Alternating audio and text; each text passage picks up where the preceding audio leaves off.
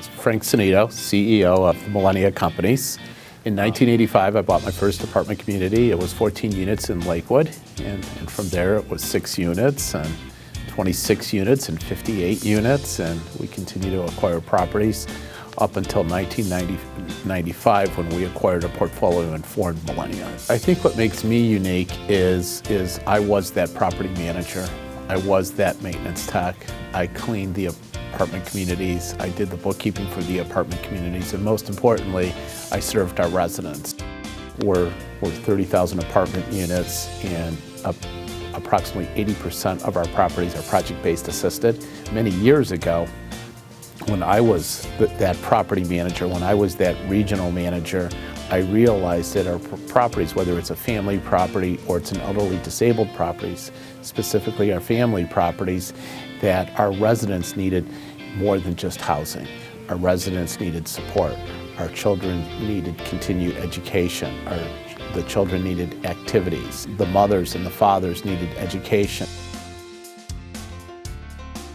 I started birthday parties on a monthly basis, where we had cake and we had, candles and cards, and the staff saying happy birthday. And then I just continued to take it to the next step with decorating the properties for all the holidays, for all the seasons, having those summer cookouts with entertainment, not just for the elderly and disabled, but for the children, and having fun activities for them. What was astounding was how excited our residents were. If it was 100 apartment units, 80 of our residents would show up, and they would show up in their Sunday best. That's what I think separates us, that we are a mission-driven company. Our goal is to make a difference in our residents' lives, and we do that with our preservation model.